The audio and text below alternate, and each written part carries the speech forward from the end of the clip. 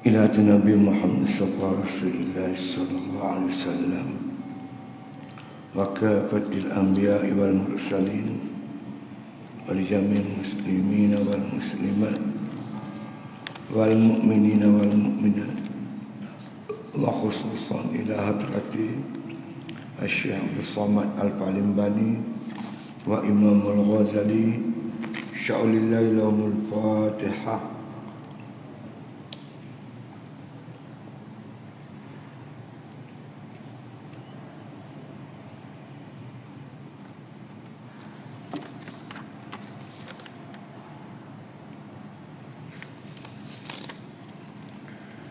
Bismillahirrahmanirrahim. Alhamdulillahi Rabbil Alamin. Wassalatu wassalamu ala asyrafil anbiya wal mursalin wa ala alihi wa sahbihi ajma'in. Qala musannif rahimahullah ta'ala fi kitabih Al-Babus Sani fi riyadatin nafsi mujahadatiha. Tempat surat 17 ni yang bawah ni.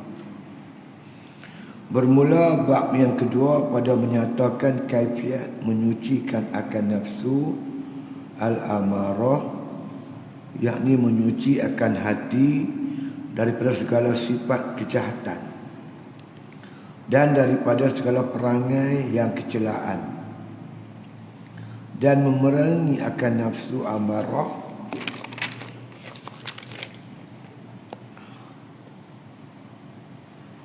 dan melawani akan dia supaya hilang segala maksiat yang batin itu di dalam hati, supaya berperangai dengan perangai yang baik. Jadi yang lepas ini kita banyak bicarakan tentang ta'rif, pengertian akal, nafsu, ruh dan hati.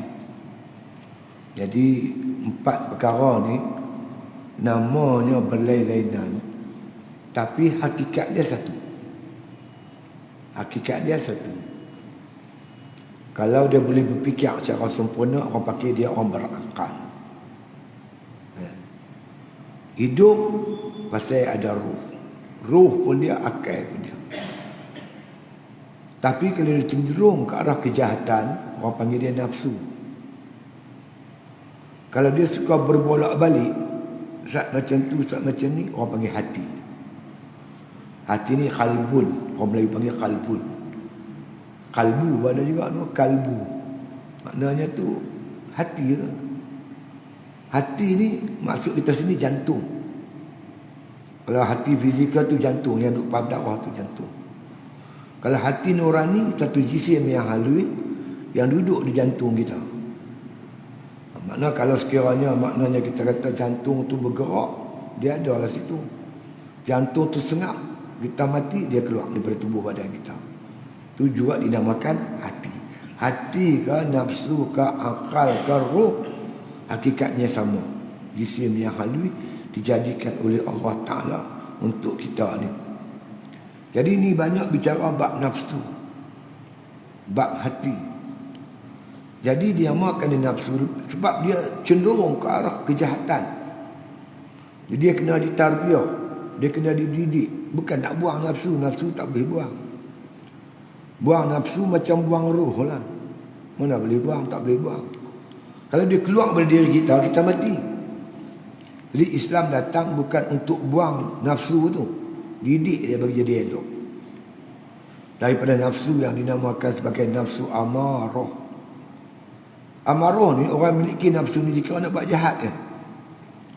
Inna nafsa la'ammaratun bisu. Nafsu ni cenderung ke arah kejahatan.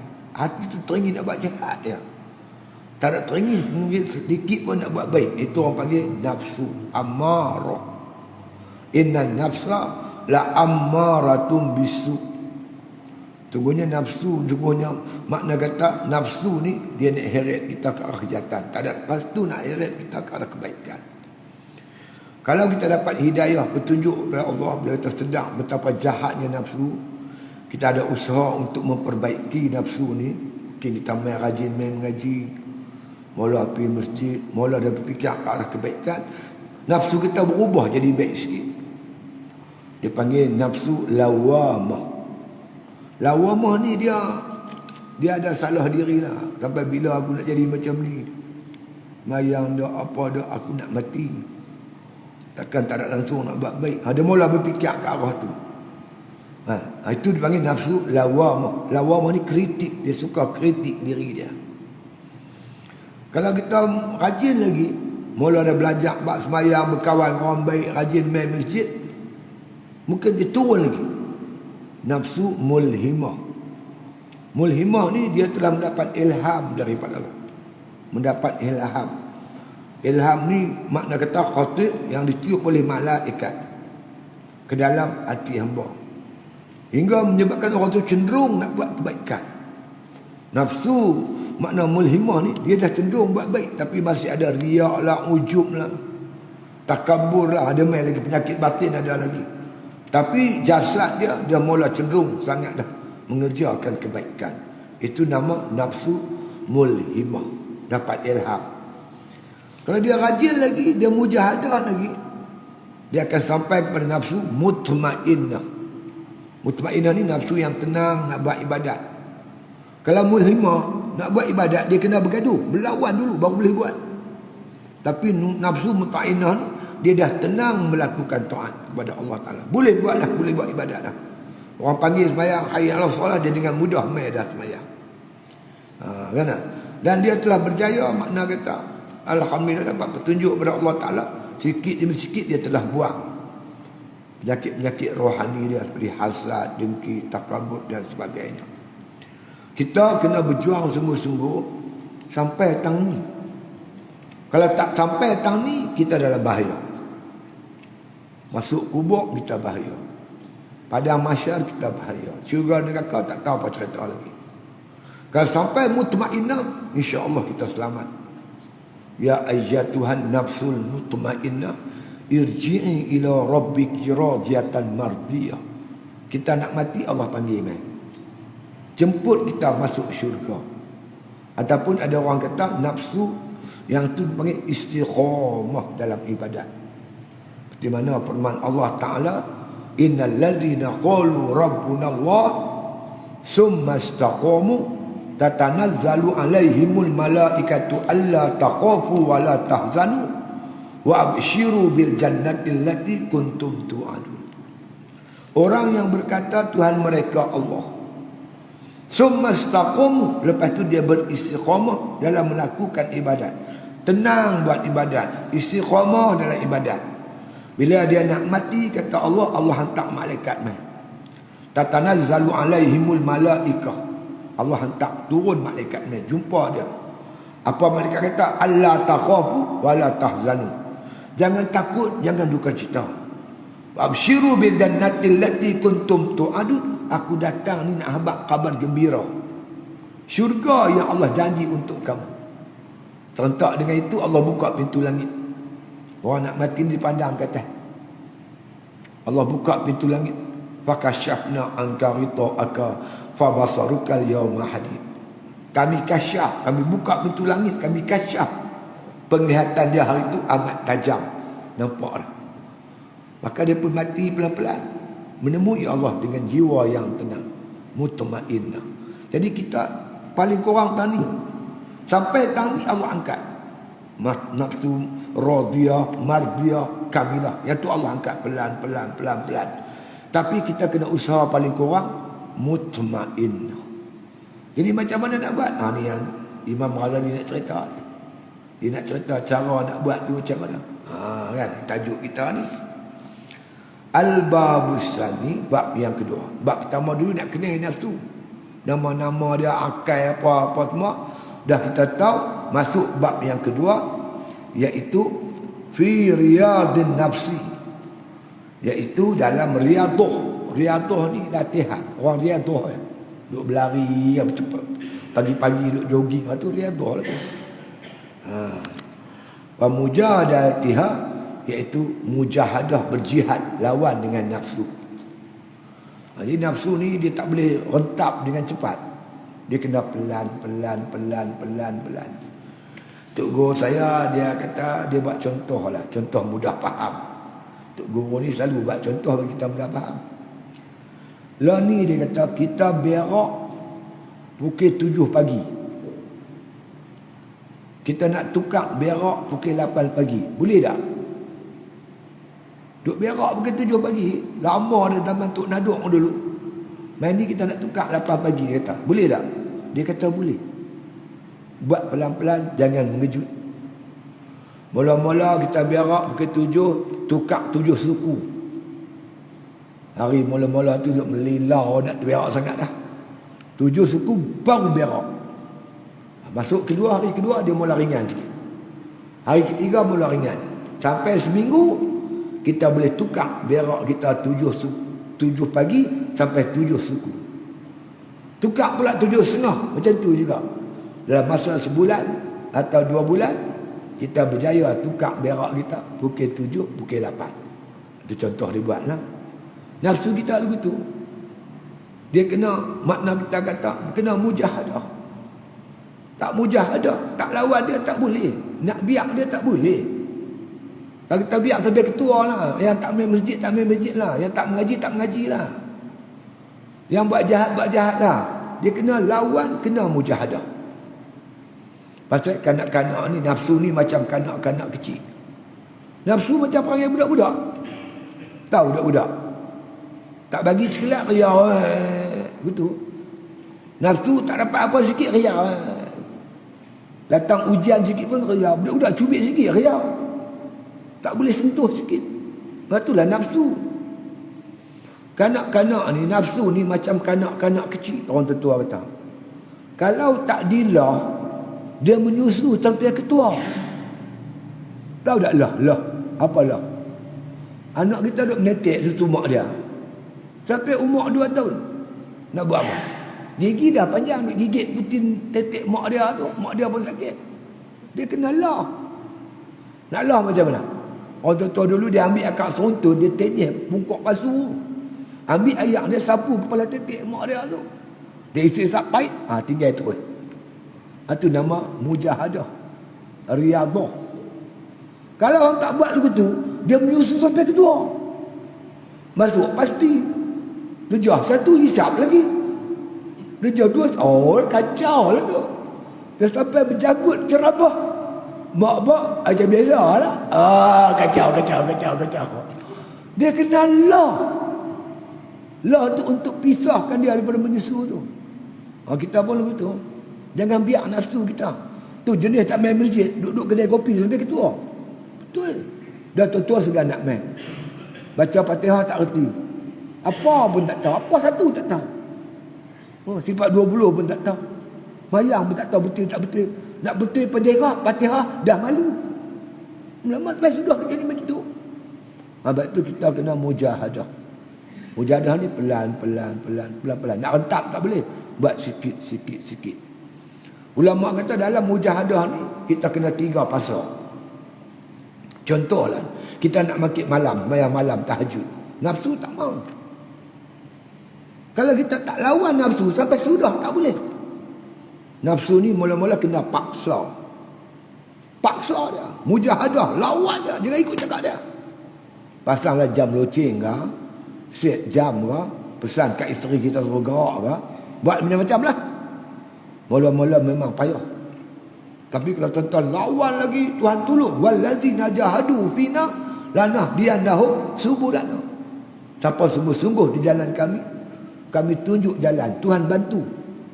Nabi kata man jadda wajada. Siapa sungguh-sungguh dia dapat. Kita paksa. Peringkat awal memang payah. Memang payah. Nak sembahyang jemaah mungkin mudah sikit. Nak sembahyang duha mungkin mudah sikit. Tapi nak sembahyang tahajud payah. Pahala besar. Pahala ni besar padan dengan kesungguhan kita nak buat. Betul Imam Ghazali dia kata apa? Fa innal makarima ala hasabil makarih Wa innal lazzat ala hasabil mu'nat. Wa innal makarima, sesungguhnya makarim, kemuliaan yang kita tuntut. Nak jadi mulia, nak kita ni mulia, orang yang boleh mangkit tahajud tiap malam. Kita tuntut yang tu. Ala hasabil makarih, di atas kira-kira kebencian. Nafsu benci, nafsu tak suka. Lagi tinggi kemuliaan kita tuntut, lagi tinggi kebencian yang mesti kita hadapi. Lagi tinggi kemuliaan yang kita cari, lagi tinggilah kesusahan yang mesti kita harungi. Jadi pahala yang Allah bagi kat kita tu ikut kepayahan yang kita buat. Mungkin kita semayang di masjid kan dapat pahala dengan kapet dengan apa. Kalau tuan-tuan semayang di tengah laut, tuan-tuan jadi nelayan, dia punya ombak, cari rezeki untuk anak bini. Tapi waktu semayang kena semayang juga.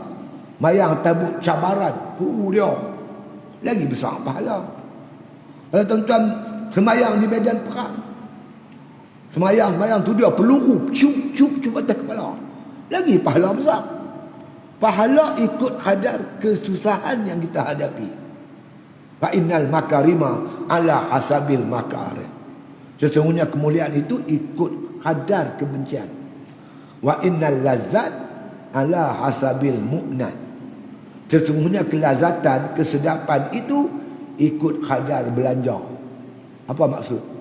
Nak makan sedap, belanja banyaklah. Weh maaf oi, aku hari ni rehat tak kerja, masak sudah sedap sikit. Jadi isteri kita buat apa? Dia bagi senarai makan sedap. Siakap 3 ekor, udang besar 1 kilo, sotong besar 1 kilo, ayam kampung 2 ekor. Oh, nak makan sedap. Pipi kedai 200 habis. Apa masuk kedai toyam, apa 3 orang. Nak makan apa? Makan sedap lah sikit. Kita lama tak makan sedap. Apa sedap? Siakap 3 rasa. Udang besar goreng tepung, sotong goreng tepung, toyam dulu kira-kira RM100. Pasal apa? Mahal. Makan sedap. Hang bawa RM10 nak makan sedap. Mana ada sedap RM10? Roti bakar diganti tarik lah jawab lah. Padahal lah kan. Jadi sedap itu ikut kadar belanja. Nak masuk syurga Firdaus bukan senang. Kena buat kerja sungguh-sungguh. Apa kerja kita? Terpaksa lawan hawa nafsu ni sungguh-sungguh. Kalau kita tak mampu, tak mau berlawan dengan nafsu, jangan cakaplah yang bulat datang bergolek, yang pipi datang belayang, jangan mimpi. Jadi maknanya kena bermujahadah. Mula-mula kena paksa. Apa pun kita nak buat, mesti kena paksa. Kalau kita sanggup, kita bertahan, insya-Allah masuk fasa kedua dah jadi biasa. Jadi kita semayang berjemaah. Kita tak pernah main masjid berjemaah 5 waktu. Mula-mula nak main kena paksa. Paling tidak malu kat orang segan, kat orang tu segan. Oh tak apalah, segan tak apa, main itulah. Lama kalau kita dah main selalu, lama jadi biasa lah. Tak perlu paksa. Mayang tahajud, mula-mula memang nak kena paksa. Tapi sampai sebulan, 2 bulan, dia ringan dah. Kita bangkit dengan mudah sekali. Sebab Allah kata walladzina jahadu fina lanahdiyannahum subulana. Siapa sungguh-sungguh jalan kami tunjuk jalan. Kata orang tua, Allah bisa, Tegal biasa. Belakang parang kita asah lagi kan tajam. Tapi kan kena asah dulu lah. Asah. Lama tajam lah. Tajam. Benda payah akan jadi senang. Fa inna ma'al usri yusra. Inna ma'al usri yusra. Tertarik juga Tok Syekh tu kitab tafsir Nurul Ihsan. Bila dia tafsir ayat ni dia kata fa inna ma'al usri yusra. Inna ma'al usri yusra. 2 kali Tuhan ulang. Dia kata usri ni, payah ni, dia sebut dalam bentuk isim ma'rifah. Isim ma'rifah tu dia ada alif lam depan. Masjidun itu isim nakirah. Al-masjid itu isim ma'rifah, masjid tertentu. Kalau masjidun, mana-mana masjid. Jadi menunjukkan dia kata, Sri ni ada alif lam. Saya sikit je. Tapi Yusra dia banyak. Berakit-rakit ke hulu, berenang-renang ke tepian. Sakit-sakit dulu, senang kemudian.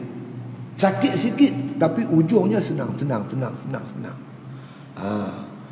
Kesusahan kita nak makit tahajud, kalau kita sanggup, tak lama saya sebulan. Masuk 2 bulan jadi ringan. Itu dipanggil biasa. Mula-mula paksa, lepas tu jadi biasa. Kemuncaknya, dia main sayang. Dah sayang tahajud tu. Sayanglah, tertinggal, melengung. Malam tu dia balik lewat. Dia pergi dengar ceramah mana atas, sampai rumah dah pukul 2 pagi. Tidur tak sedap. Tahajud. Sudah ada orang azan subuh. Makit melengung sepada. Orang tidak jawab. Orang melengung panjang. Tak tahulah aku rugi malam ni. Awal. Tak mangkit tahajud. Tak mangkit dah rasa rugi. Itu makna dia dapat kemanisan. Kelazatan daripada Allah. Seperti mana firman Allah Subhanahu Wa Taala, hadis Nabi, man amila bima alima aw rafahullah ilma ma lam ya'lam. Siapa beramal ilmu dia tahu, Allah bagi ilmu dia tak tahu. Tuan-tuan tahu gula, kenal gula tak? Kita kenal gula kan? Tuan-tuan makan dapat apa? Dapat manis. Manis itu dapat bila makan gula. Semayang tu dapat kemanisan dia bila kita sungguh-sungguh mengerjakan semayang. Bukan semayang sajalah, baca Quran, zikir, puasa sunat dan sebagainya. Jadi semua ni yang menghalang kita mengerjakan ibadat. Nafsu. Jadi nafsu ni kita kena tundukkan dia. Bukan buang dia. Bukan buang dia. Kita macam motosikal. Bukan buang motosikal. Kita naik dia. Kita tunggang dia. Siapa bawa siapa? Kereta bawa kita ke? Kita bawa kereta. Ada orang kata kita bawa kereta. Ada orang kata kereta bawa kita. Yang betul yang mana? Kita bawa kereta apa betul? Kereta bawa kita apa betul? Yang kata kereta bawa kita, kita naik atas dia. Kita bawa kereta, kita kontrol. Laju dia, slow dia, break dia, corner dia. Ada tak kereta? Kita nak main masjid. Sampai masjid, dia tak bawa berhenti. Ada tak? Aku tak bawa berhenti. Mana ada kereta lagu tu? Kereta kena dengar cakap kita. Kita nak laju, dia kena laju. Kita nak berhenti, dia kena berhenti. Kita nak corner, dia kena corner. Begitulah nafsu. Dia kena dengar cakap kita. Kita nak makan, nafsu makan. Kita makan ikut kita, bukan ikut nafsu. Kita nak kenderaan, kenderaan kena dengar cakap kita, bukan kita dengar cakap dia. Apa kita nak buat, nafsu kena ikut kita. Jadi kita tarbiyah dia, kita didik nafsu sampai peringkat dia ikut kita, bukan kita ikut nafsu. Tapi ada orang tuan, Tuhan kata afara'aita man ittakhadha ilahahu hawa. Tak pernahkah kau tengok orang yang menjadikan hawa nafsunya sebagai Tuhan? Dia bertuhankan nafsu. Apa nafsu kata dia ikut. Sehingga Imam Ghazali kata, kalau Allah kasyaf kamu lihat sekarang ni manusia sedang rokok dan sujud depan nafsu. Apa nafsu kata semua dia buat. Kalau bukan nafsu, tuan-tuan, macam mana berapa ribu ekar tanah di Pahang, tanah Musangking, takkan hang tak tahu. Bukan seekar dua, beribu-ribu hektar. 4,000 hektar, 12,000 ekar. Tanah Musangking. Habis hutan tu, tanah Musangking. Dalam tu pekerja-pekerja kita kira 1 ekar 5 orang sudah. Kalau 4,000 hektar angkari 4,000 kali 5 berapa? Duduk lautan tu semua orang ni, orang yang pendatang asing buat kebun durian, bukan setahun, 40 tahun. Takkan tak tahu. Tanya nafsu. Bila nafsu kunci mulut. Pejabat tanah pun buat tak tahu. apa ni, jabatan hutan pun tak tahu. Semua pakat minta tahu. Bercakap boleh lah, aku pejuang negara, bangsa, agama. Tu dah lah. Bila nafsu dah jadi tuan kita, habis apa pun, agama tak tepi, bangsa tak tepi, semua tak tepi. Ini kerosakan manusia. Padahal gaji hang dah ada. Masing-masing dah ada gaji, tak cukup kan? Tak cukup. Nafsu ni apa pun tak cukup. Lepas tu Rasulullah datang didik sahabat. Buat kerja kerana Allah. Buat kerja kerana Allah. Kita buat kerja baik-baik, di akhirat esok dapat pahala. Sana, di sana. Bukan di sini kutip hati dia. Ada makan boleh hidup dah lah. Tapi tak cukup. Ya Allah. Apa ke benda? Tuan-tuan tahu tak? Seorang askar pencin. Dekat depan Taiping. Dia pergi pugang tanah. Kawasan ni simpanan hutan tu. Di mana? Di Pondok Tanjung. Dekat Selangor. Dia ambil sikit yang enggak. Kena 2 tahun penjara. 50,000 kena bayar denda. 1 ekar. Dia terokar 1 ekar dia. 2 tahun penjara. 50,000 kena denda. Ada kawan saya tu, dia pergi ambil kayu 2 batang. Jabatan hutan dah cari dia. Tak sama dia. Sama-sama lah dia kata. Aku ambil 2 batang, kau buat apa? Buat tiang rumah tu dia. Tak sama-sama lah, aku tak ada duit, aku masuk penjara dia kata. Orang kita silap sikit. Yang Cina tu berbuat tak apa pun tak. Pasal apa? Habis. Ni kalau kaji, ini semua nafsu. Nabi kata apa? Hubbud dunya ra'su kulli khati'ah. Cinta dunia ibu segala kejahatan. Cakaplah apa kejahatan yang manusia laku. Semua berpunca cinta dunia. Macam mana cinta dunia? Nafsu. Nafsu kasih pada dunia, tak cukup-cukup dengan dunia. Jadi kalau kita nak kemenangan akhirat, kita kena tundukkan nafsu. Kerana nafsu takkan mau kita buat baik. Nafsu nak heret kita ke arah kejahatan. Itu bab yang kita nak bicara ni. Bermula bab yang kedua pada menyatakan kaifiat menyucikan akan nafsu amarah. Pasal apa nak cuci? Sebab dia kotor lah. Hasad, dengki. Tahu hasad, dengki? Orang Melayu kata hasad. Dah hasad, dengki pula. Tahu hasad, dengki? Dia tak boleh tengok orang senang. Hati sakit ya. Itu hasad, dengki. Aku tak dengki, cuma nak cerita. Kita habaq kat dia, Mat, aku dengar cerita jiran hang tu beli kereta baru. Alah, hutang. Lah, biar pilih dia hutang. Yang kacau dia apa? Bunyi tu dia macam lah. Hutang. Dengki dia tu. Tanda orang dengki, dia duka cita bila kawan dia dapat nikmat. Saudara si Islam dia dapat nikmat, dia susah hati. Mat, awak, aku dengar jiran hang tu dia aksiden, Mat, pada buka app sangat. Tengok, kawan kena musibah, dia seronok. Kawan dapat nikmat, dia duka cita. Tu namanya hasad, dengki. Lawannya nasihat. Kawan kita dapat nikmat, kita tumpang seronok.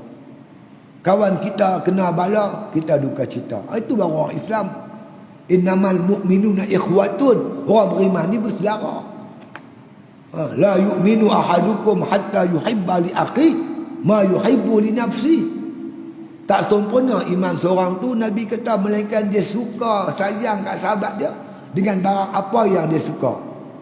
Dia suka beli kereta baru, dia pun suka sahabat dia beli kereta baru. Tumpang seronok. Baru beli ke, Mat? Baru beli, Ustaz dia. Berapa? Duit muka dia tak banyak, 10,000 je. Tapi bulan-bulan dia lah 700-800. Tiba-tiba isteri kita malam tu nak bersalin. Kita pun kelang kabut start kereta kita. Start tak hidup. Bok, bateri bok. Allah, bini nak bersalin sangat tu. Assalamualaikum. Salam. Buat apa? Kok hang nak bersalin pula tu? Kereta saya pula bok. Tak apa Ustaz. Nanti saya tukar baju Ustaz. Tukar pakaian. Dia pun tukar kain baju dia. Dia naik kereta dia, dia hantar ke hospital. Kau bagus? Ni dah dengki. Kita duduk dengki kat dia. Duduk cerita orang tu, cerita kat orang ni, sampai kat dia. Kita pun tahu, dia tahu kita dengki kat dia. Tergamak lah nak ajak dia minta tolong. Lama-lama bini kita berada dalam rumah, pada buka. Jadi bidan. Orang dengki ni bodoh, tuan.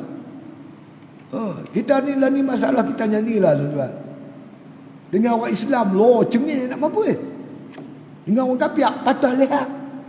Ni yang tak ada ni. Aku berheran apa jadi manusia ni. Nafsu. Jadi nak buang hasad, dengki, takabur, riak, kan? Hubul jah, hubul tu, hubul ni. Semua kita nak buang. Sebab dia ni najis, kotor. Yang ni yang menghalang kita untuk beribadat kepada Allah. Penyakit-penyakit ni. Macam kita lah contoh, badan kita kotor. Pakaian kita busuk. Tergamak dia nak masuk majlis raja-raja. Sampai pintu pagar dia halau kita, tak boleh masuk. Apatah lagi hati kita yang kotor, nak menghadap Allah Ta'ala macam mana. Memang kita tak mampu. Tak mampu nak bangun malam, tak mampu nak baca Quran. Kita ambil iktibar.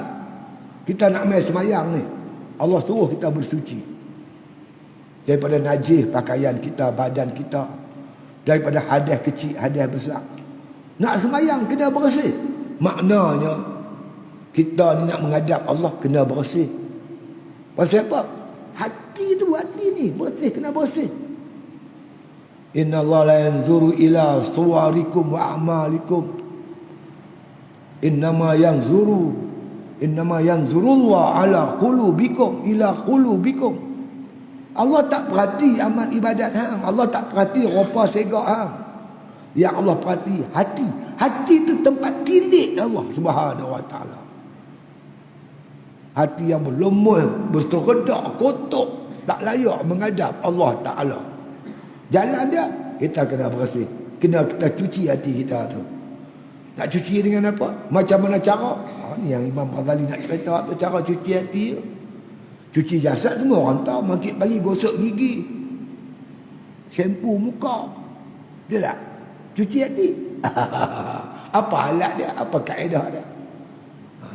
Yang ni kita nak ambil perhatian benda ni. Jadi nak cucikan hati kita tu akan nafsu amarah, yakni menyucikan hati daripada sifat yang kejahatan. Kalau Imam Ghazali sebut lah sebab kejahatan tu. Takabur, riya, ujub, hasad, kan? Hubul jah, sur ta'am, sur kalam. Semua ni makna kata jenis-jenis kekotoran hati yang kita nak bersih dia. Dan daripada perangai yang kecelaan. Kenapa kita kena cuci hati ni? Ni kan, ni cawan. Kalau cawan ni kotor, kita tergamak tak? Kita nak buat minuman dalam dia kotor, pek kucing. Nak ambil Milo tuang, tergamak tak? Tentu kita tak tergamak. Allah Ta'ala nak tuang macam-macam dalam hati kita. Ma'rifah, kemanisan ibadat, kemanisan iman, semua Tuhan nak tuang. Pasal apa tak boleh tuang? Sebab hati kita kotor. Sebab tu ulama suruh kita menjalani 3 proses. Proses pertama, proses takalli. Keduanya tahalli. Ketiga, tajalli. Apa takalli? Cuci hati ni dulu daripada segala maksiat bangsa batin, riya, ujub, takabur, semua cuci. Dan cuci badan kita daripada maksiat zahir. Apa maksiat zahir? Minum arak, berjudi, berzina, semua kena cuci, kena bertaubat. Bila zahir dan batin dah cuci, maka yang keduanya dia panggil tahalli. Apa tahalli? Dah cuci ni, kita buat pengisian. Dah cuci cawan, kita bubuhlah minuman apa semua, itu panggil tahalli. Apa dia pengisian? Semayang wajib dan sunat, puasa wajib sunat, bacaan Quran, zikir, sedekah. Kita isi dengan berbagai-bagai ibadat. Bila ada takalli dan tahalli, maka layaklah kita menerima tajalli daripada Allah Ta'ala. Allah tajallikan dalam hati kita. Allah tuang macam-macam nur. Inna nura iza dakhalal qalba infasaha wansyaraha. Nabi kata bila nur ni masuk dalam hati, dia akan lapang dan terbuka. Hati itu tak sempit dan tak tertutup. Terang hati kita, tuan-tuan. Bila hati ni terang, cahaya nur tu bila banyak, dia menyuluh pergi ke mata. Mata kita tak tergamak nak tengok maksiat. Dia seronok tengok Quran, seronok tengok kitab. Pergi ke mulut, mulut kira nak bercakap benda elok. Tak tergamak nak mengumpat, tak tergamak lagi nak fitnah sana fitnah sini. Mulut nak berzikir, nak baca Quran, nak buat ibadat. Telinga nak dengar nasihat-nasihat agama. Kaki kira duk bercahaya nak pergi ke masjid, terarah ke arah kebajikan. Itu namanya tajalli. Allah Ta'ala campakkan nur ke dalam hati kita hingga bergerak kita ke arah ibadat kepada Allah Subhanahu Wa Ta'ala. Lagi satu, kita ni agar hati kita dipenuhi dengan sifat-sifat yang baik, sabar, syukur, ikhlas dan sebagainya. Yang baik ni dia tak boleh masuk, kena buang jahat dulu, buang takabur, baru boleh masuk tawaduk. Yang menghalang kita tawaduk kerana dalam hati kita ada takabur. Kita nak ikhlas, ikhlas tak boleh masuk lagi ada riak. Kena buang riak dulu, baru ikhlas boleh masuk. Jadi makna sifat-sifat mazmumah kita kena buang supaya melayakkan sifat-sifat mahmudah masuk ke hati kita. Ma ja'alallahu rajulin min qalbaini fi jawfi. Allah tak jadikan dua hati dalam satu dada. Sifat mahmudah, mazmumah tak masuk. Ada sifat mazmumah, mahmudah tak masuk. Buang yang jahat, baru boleh masuk yang bersih. Itu betapa pentingnya kita nak kena cuci hati kita ni, insya-Allah. Maka kata musannif rahimahullah taala, supaya makna kata kita cuci daripada sifat kecelaan, perangai yang tak elok dan memerangi akan nafsu amarah. Nafsu amarah ni kena perang dia, kena lawan dia. Bukan makna kita biar dia macam tu, tak boleh. Kita kena lawan supaya makna hilang sifat-sifat yang tak elok pada diri kita. Ya, kena melawani akan dia supaya hilang segala maksiat yang batin itu di dalam hati dan supaya berperangai dengan perangai yang baik. Jadi nak perangai dengan perangai yang baik ni, kena buang yang jahat tu dulu, baru jadi perangai yang baik. Inilah tarbiyah Rasulullah SAW terhadap para sahabat. Sahabat ni apa dia tak buat, tak buat mai. Kalau kita kata orang Melayu jahat, Arab lagi jahat. Mana ada orang tergamak bunuh anak dia sendiri, korek lubang kambing. Orang Arab zaman jahiliah korek lubang kambing anak perempuan.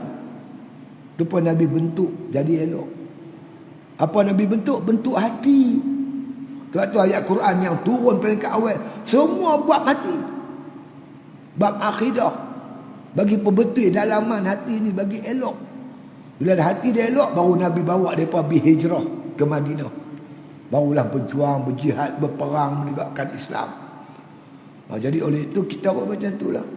Didik anak kita bila kecil, bagi perangai elok. Saya pesan pesan kat isteri saya. Kadang pergi tengok anak-anak tu duduk asrama kan. Duduk asrama mengaji pondok. Kalau nak bawa barang, bawa banyak-banyak. Jangan bawa biskut tu satu kampit. Bawa tu satu kampit besar. Saya duduk meniaga biskut. Bawa je 2-3 kampit. Mat, bagi kawan-kawan sama makan. Tu baru betul ya. Ni benda kecil didik lah. Mai. Jangan tunjuk kat orang. Kita ajak anak kita kedekut. Dah besar kedekut lah. Didik daripada awal. Jangan makan seorang makna, bagi kawan sama. Macam itulah cara kita. Ni awal-awal ada didik. Ada seorang anak saya tu, dia dengar kuliah saya kat pondok. Rumah sebelah pondok. Satu hari tu kan, tuan orang jual nasi lemak bagi tahu isteri saya, Bagi isteri saya seorang lagi tu. Dia kata tu, anak ustaz tu beli apa? Beli nasi lemak RM70. Rupanya dia beli RM70, dia bedak kawan-kawan dia habis satu pondok. Dia bagi kawan sebukit. Lepas tu mak dia nak barah pun tak ada tergelar. Dia panggil, hang ambil duit mana? Ambil duit mak, dia kata. Hang buat apa? Beli nasi lemak, bagi kawan. Dah habis baca kitab begitu. Kita ni kena pemarah. RM70 bagi tu. Dia bawa bagi kat orang sakit tu. Dia kata sudah. Tak apa, biar dia apa pemarah. Jangan jadi orang kedekut. Didik awal-awal, kecil-kecil tu kita didik mereka. Kan? Saya tengok anak-anak ni macam tu. Itulah saya buka pondok, buka perkampungan tu. Kita tak mampu nak didik anak kita dalam suasana yang ada pada hari ni. Cabaran dia besar. Jadi bila kita buat pondok, orang lain tak ada. Semua orang pondok. Kalau yang perempuan tu tak gaduh dah suruh pakai tutup aurat. Dengan sendiri tutup. Dia tengok kak-kak dia semua pakai purdah, dia pun pakai purdah. Kecil-kecil dah pakai lah. Anak saya tu yang kecil tu, kecil kan. Tidur kepiah tak tinggal. Tidur kepiah sekali. Umur baru 3 tahun, tak tinggal kepiah. Dia tengok abang-abang dia semua kepiah bersorban. Semayang pun tak suruh. Dia sendiri main tunggi depan kita. Besar-besar semayang elok. Kita terus sikit-sikit je. Jadi itulah makna pentingnya tarbiyah tu. Betul lah. Kan? Jadi kita kesianlah anak-anak kita. Didik pada awal insya-Allah. Sebab cabaran ni akhir zaman ni cukup besar. Siapa buka sekolah tahu lah. Siapa buka sekolah agama dia tahu lah. Saya dulu tak tahu. Bila buka pondok ni baru tahu cerita. Macam-macam. Saya balik mengajak pukul 2 pagi, 3 pagi sampai rumah. Baru nak letak kepala. Assalamualaikum Ustazah. Isteri kata, awak lari pula. Ketiga tak ada di asrama. Budak perempuan ketiga tak ada asrama. Dia pergi mana tak tahu. Pukul 5 baru dia balik. Saya pun bimbang keselamatan budak ni. Telefon pak dia. Melah ambil anak cik dah. Saya tak mampu nak jaga. Jadi apa-apa kat dia saya susah hati. Ustaz, minta tolong Ustaz. Jangan buang anak saya. Ustaz nak pukul ke nak rimbuk ke ikut suka Ustaz. Tolong jangan buang lah. Saya kata apa masalah budak ni? Saya ni Ustaz dengan mak dia bercerai. Bercerai dengan mak dia. Saya kahwin lain. Dapat yang baru bercerai juga. Tak selesai. Jadi di rumah siapa pun tak ada. Kalau Ustaz suruh dia balik, buang dia, dia duduk di rumah. Saya tak ada selalu di rumah, duduk outstation selalu. Dia panggil laki-laki main rumah tu. Tu dia sampai teratur kan. Beban dia main bubuh belakang kita. Kita buang, dia tak mau terima kita buang. Jadi tak buat lagu mana takkan dia pergi lempar atas jalan tu. Budak perempuan. Umur 14 tahun, masuk 15. Bila saya tahu kata ni masalah budak ni, masalah rumah tangga. Tak dapat kasih sayang mak bapak. Bincang semalam dengan isteri saya sampai ke siang. Lama saya kata kat isteri saya, ubah strategi. Jangan marah kita pujuk buat macam anak kita. Nak marah tak nak marah. Dia macam kat pinggang. Ustazah, pasal apa kami muslimat tak boleh pergi tempat muslimin? Muslimin lah. Muslimat tu lah asrama muslimat. Yang nak pergi tempat muslimin. Pasal apa? Dia main tanya kita. Saya mengaji sekolah lain boleh pun. Muslimat pergi kat muslimin. Pasal apa kami tak boleh? Budak dia pagi penampak. Macam tu sampai cara tu. Uduk tak tahu, mandi hadis tak tahu, semayang tak tahu. Umur dah dekat 15 tahun. Ni masalah kita. Lepas tu isteri saya pujuk dia. Buat macam mana anak, buat manja-manja tu. Lah ni elok lah. Alhamdulillah baru mengaji. Baru duduk asrama elok lah.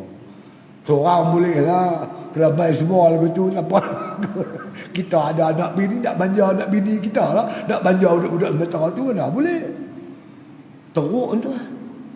Laki-laki macam laki-laki pula. Yang perempuan cara perempuan. Nak islah tu bagi elok. Ya Allah punya. Tengah orang dia ugut anak dia, hang mengaji pandai-pandai. Hang tak lulus, aku hantar pergi pondok. Dulu dia ugut tak tahu. Yang tahu hantar mai kita. Yang baik-baik dipantar sekolah dulu. Macam mana pondok tak bangkit? Tapi tak apalah, kita terima lah. Kan? Kita terima. Cuma itulah masalah yang kita ada hari ini. Jadi kalau nak elokkan masyarakat, dia kena bermula daripada nafsu tu kena bagi elok. Faham masalah akal, nafsu, didikan, agama. InsyaAllah. Bila dah besar, insyaAllah dia akan jadi elok. Itulah lebih kurang tuan-tuan. Saya cuma nak bagi apa kita kata pengetahuan asal berkaitan dengan nafsu. Nafsu ni bukan kita nak buang dia, kita didik dia. Nafsu ni ibarat macam api. Api ni kalau kita boleh kontrol dia, dia mendatangkan banyak manfaat. Kita boleh masak, kita boleh welding, kita boleh peteri, kita boleh potong besi. Api tu kalau boleh kontrol, dia mendatangkan manfaat. Begitu juga nafsu kita.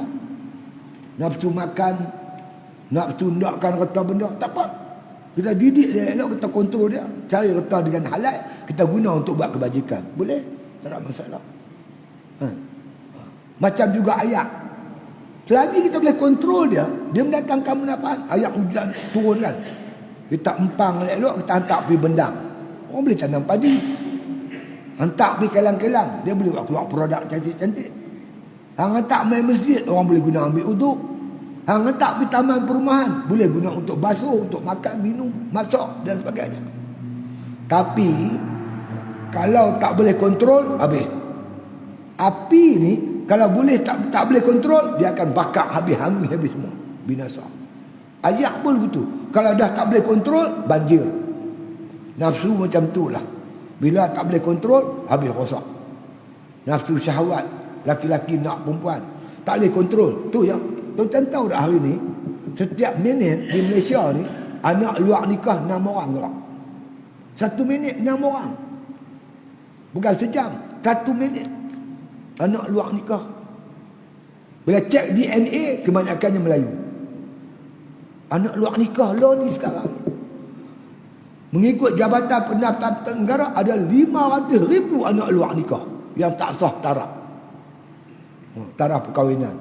500,000, setengah juta tuan. Ni bebanan yang menimpa masyarakat hari ni. Sebab itu tak heranlah bala Tuhan turun tu, tak heranlah. Maksiat terlampau banyak.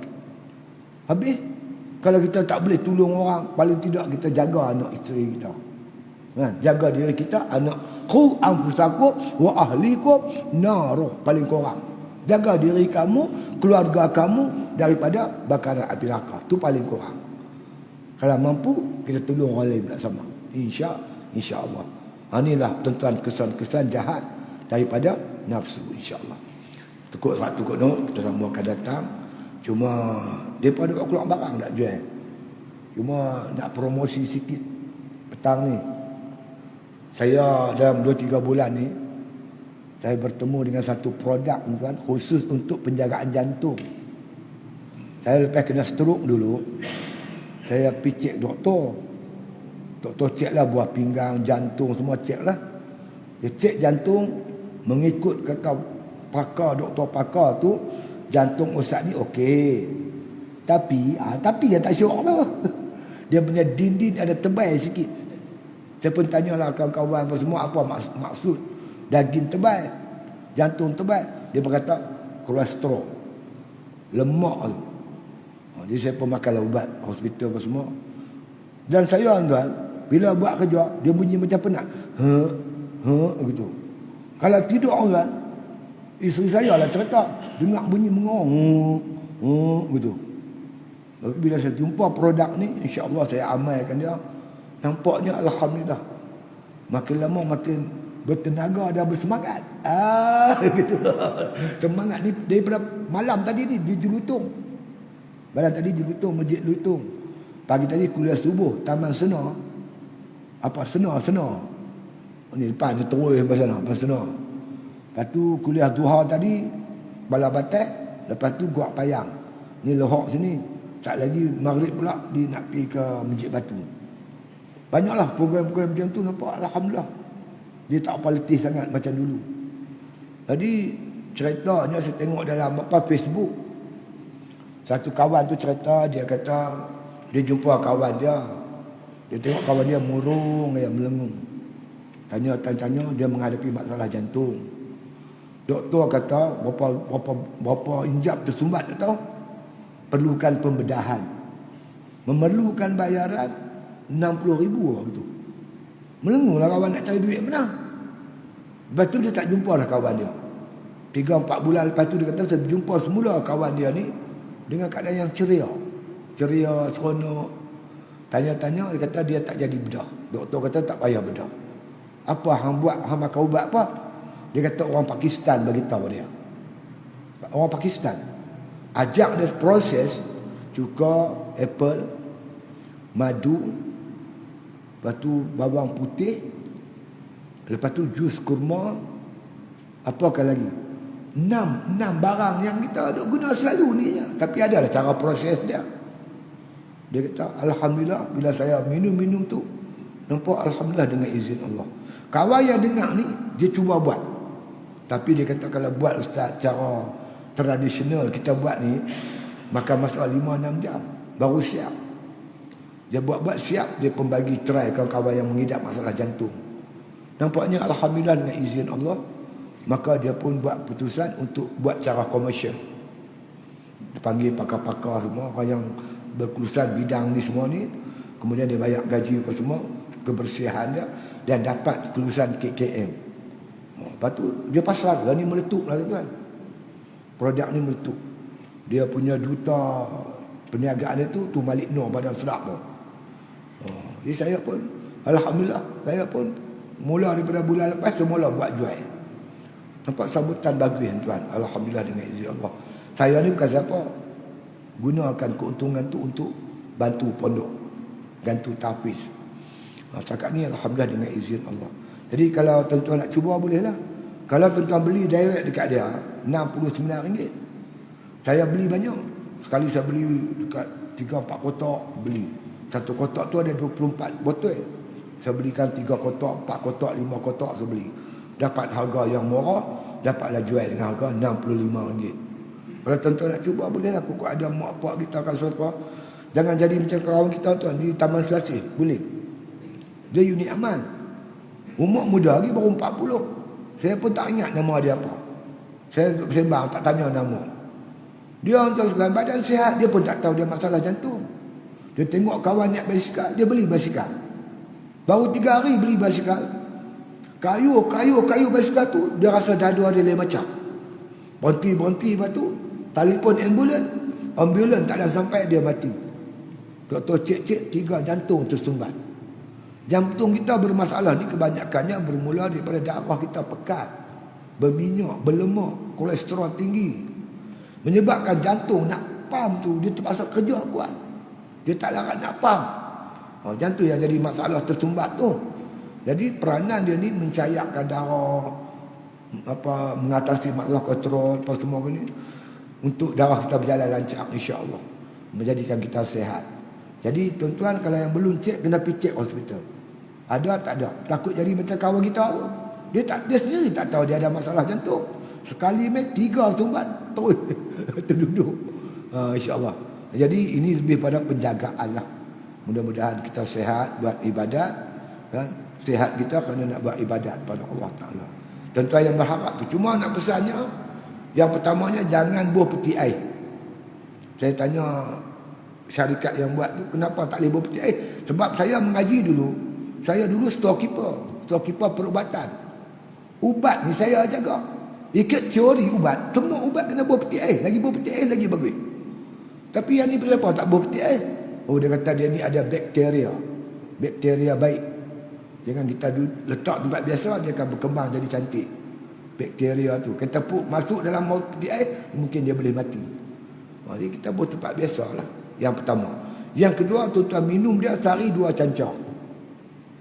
Kalau tuan-tuan makan ubat hospital, bagi jarak sikit. Jarak lebih kurang 2 jam kan. Kita makan ubat hospital pukul 8, makan dia pukul 10. Tu ya. Sekali, maknanya 2 cancang, 2 sudu ya. Buatlah amalan tuan-tuan. Mudah-mudahan makna kata terpelihara jantung kita. Kena sakit payah tuan-tuan.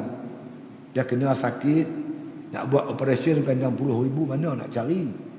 nak buat pembedahan apa semua dah kacau dah. Kacau tu dah jadi haru biru dah.